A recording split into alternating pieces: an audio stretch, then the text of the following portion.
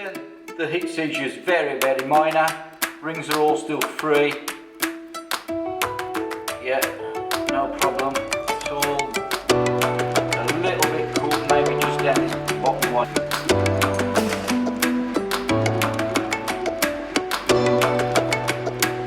Yeah, end was sealed, no problem at all. Gas is good. Even the colour inside the head looks like it's running quite nicely. So.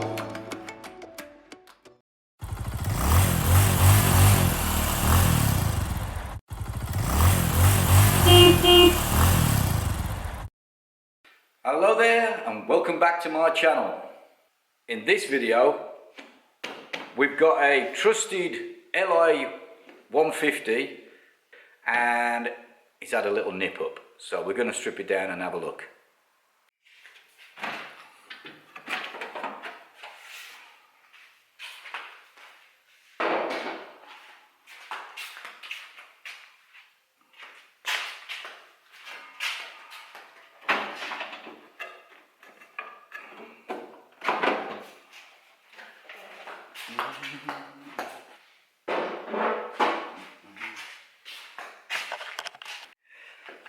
Okay, the next thing we're going to do is we're going to take off the cylinder head cover.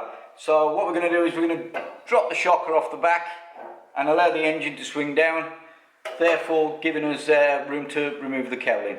So we'll just go ahead and whip that off, shall we? So it's just a 24mm on the back here.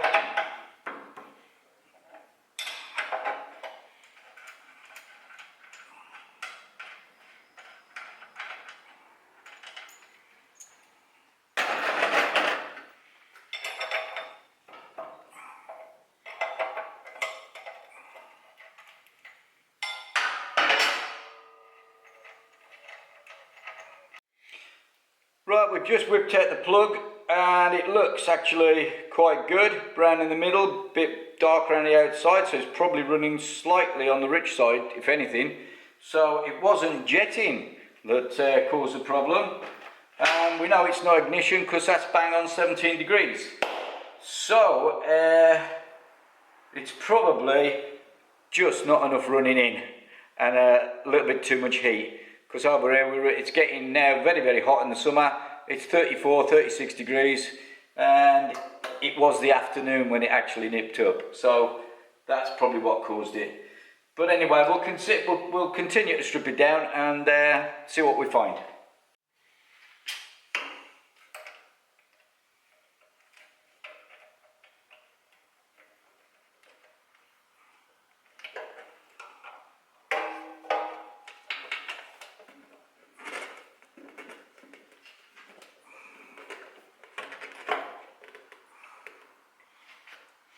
That out of the way. Right, let's take these off.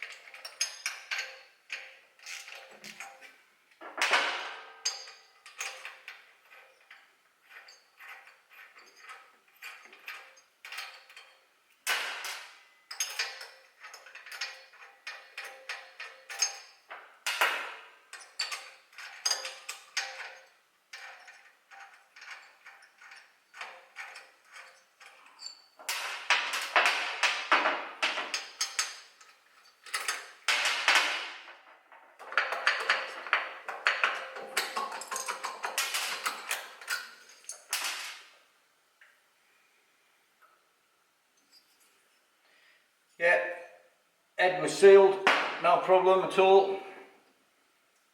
Gasket good. Even the colour inside the head looks like it's running quite nicely. So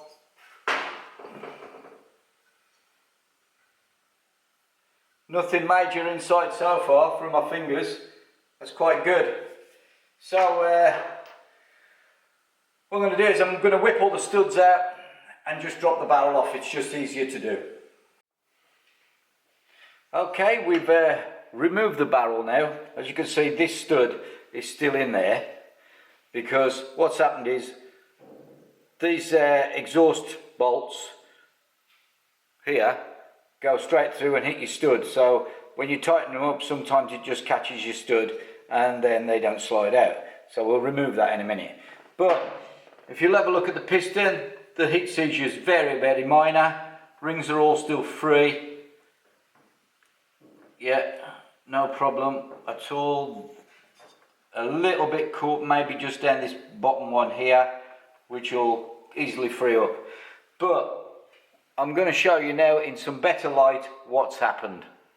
Okay, what we're going to do first is we're going to get this barrel stud out here. So we just need to,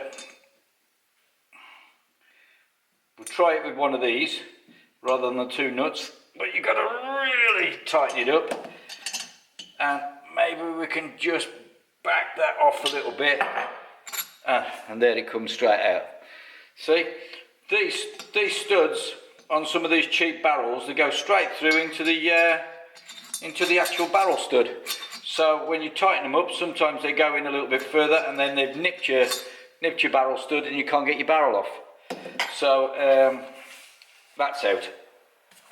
Okay, we will now remove that because that's obviously now in the right position again. And I'm going to try and explain to you what's happened with this barrel. So what we've got is a 4-point seizure. One is exactly lined up here. One is exactly lined up there.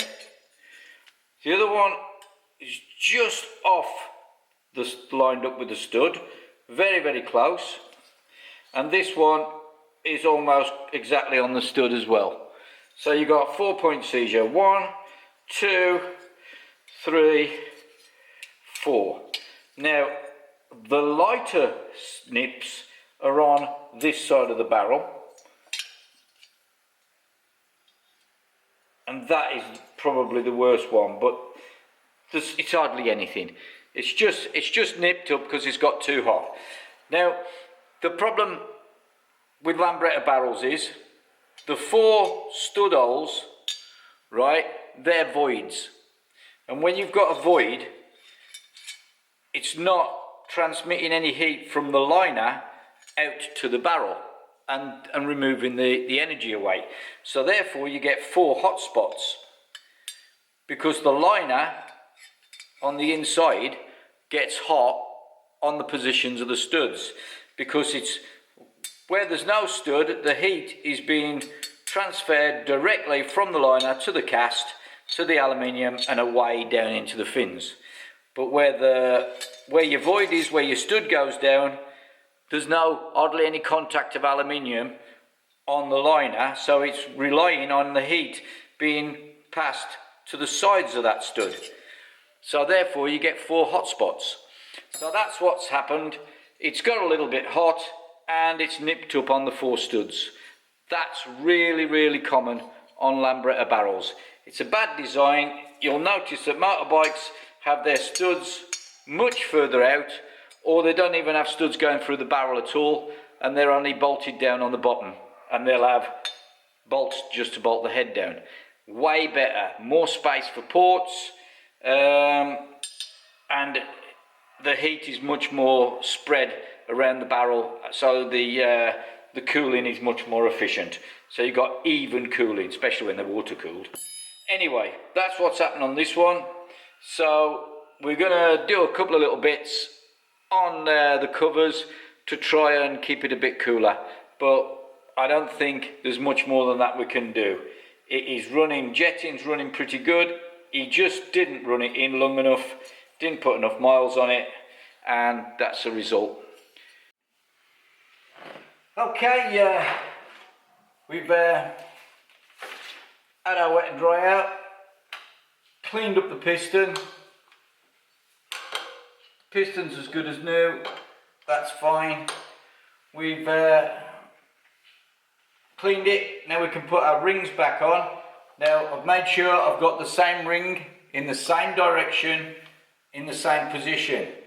Don't mix your rings up. Once they've been run in the bore, the bottom ring is your bottom ring and the top ring is the top ring, and make sure that you actually fit them in the same direction and not back and put them on backwards next time, because they have now bedded to the bore and you've got a better seal. So you need to put them back on in the same position. Right, ring peg. So that came off like that. The top ring, easy enough to get on, not like cast rings, where you tend to snap if you're a bit dodgy with them. There we go. So these rings are on.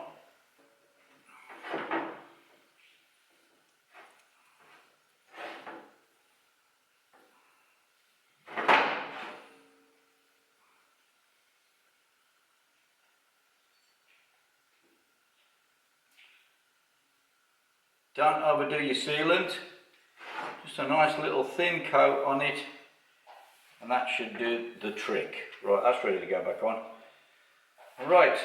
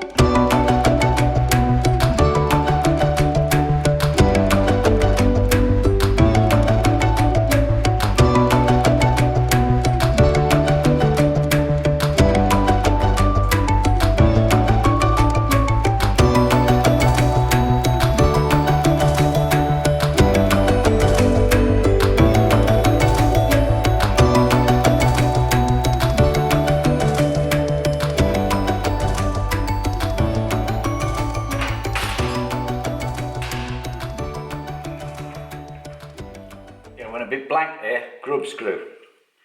It's just basically a grub screw with a ball bearing in the end of it, in that little tool.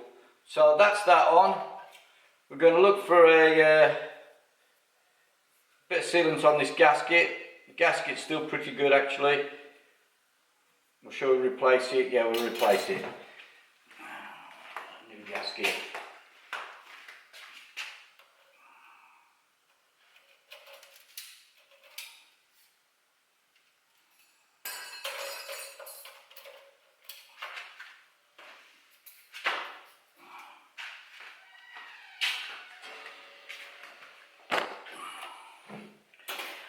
Yeah, not advisable to reuse gaskets if you can help it. New gasket.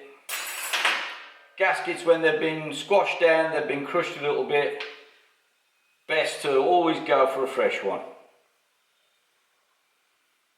Even though that one looks pretty good. We're just going to put a little bit of sealant around this.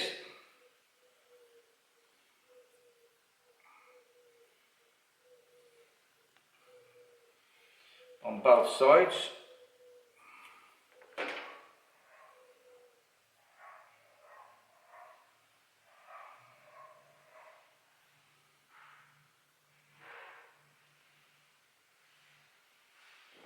Okay, so now we have to work out which is which.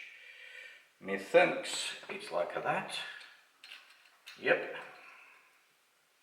Okay, that's our new gasket. We need to clean the head up a little bit. Need to clean the head up. A couple of seconds. Okay, that's that done. Just cleaned up the face of the head, so we've got a nice clean surface. So Shouldn't need to do the squish because we've already done the squish. It's the same size gasket that we're putting back on, so hopefully the squish should be exactly the same. Leak down test, we'll do a quick leak down test when it's all back together and we know that it's going to be nice and safe and sealed. So here we go. Let's get it back together, shall we? Washers.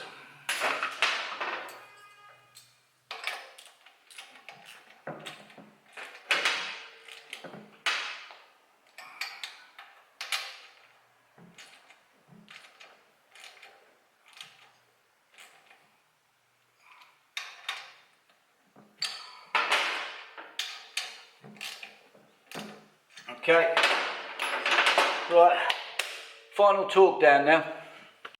Right, we've got our torque wrench. I've set it on 16 feet-pounds, so it should be about right. 15 to 18, 18 on big tuned motors, but this will do on this one. So we'll do it in a crossways pattern. That one's good. That's good. That's good. Change socket because this one's a 14.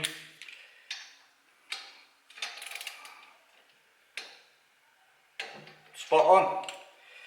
Okay. Torque down. Ready to do our leak down test. Okay, we've got our leak down test kit set up. We're just going to pump it up to about 10 psi, and okay, we've cut the centre out the flywheel cover to increase airflow because the original cover is an obstruction, and we know that because we've tested it. What we've also done is we've measured the gap between the fins and the front of the cowling and adjusted the cowling just by tapping it in with a rubber mallet.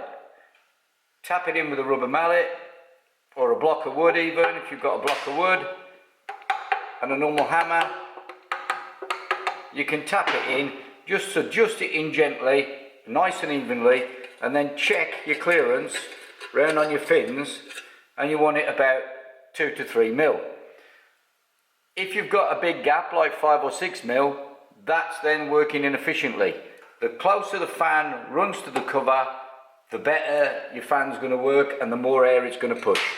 So we've increased airflow over on this side, and on the other side I'm going to show you what we've done there. So what we've done here on this side is we've cut a section out of here, and then we've put a new lip on with a pair of pliers. So we've now extended this cowling up further, so we've got a bigger gap here for airflow. So now you're getting airflow over the top of the cylinder head as well, because when the original one is right up to this fin here, it's actually blocking the airflow over the face of the head. So this is a must as well. So this is going to help him a lot now. I mean, it's been 36, 38 degrees today, so we're in Spain, so it might not be so critical in the UK, but it all helps. It's much better running cooler than hotter. So that's all ready now, so we can continue to finish putting it together.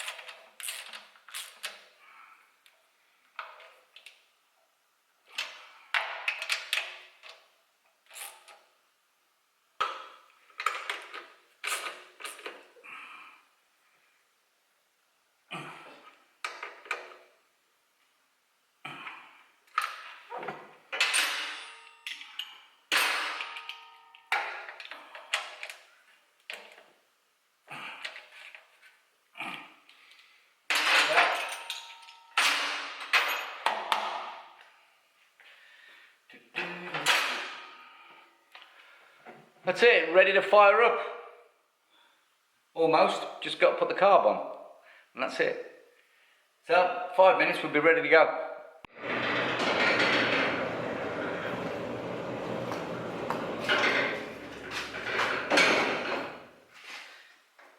Okay, here we go. See what it goes like. Oh, it's got good compression anyway.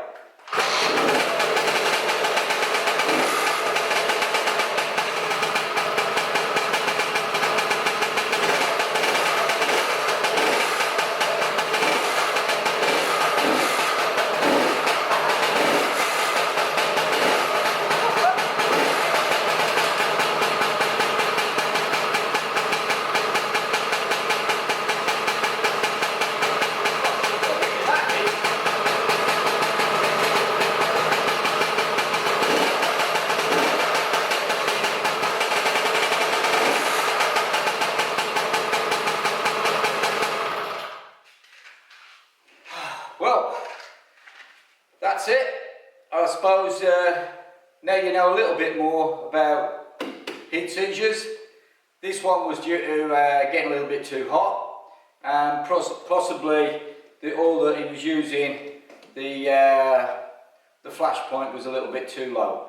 Possibly, but we need to check what oil he was on. Maybe it's in his toolbox. No, there's nothing in there. So we don't know. But we'll go into oils a different time.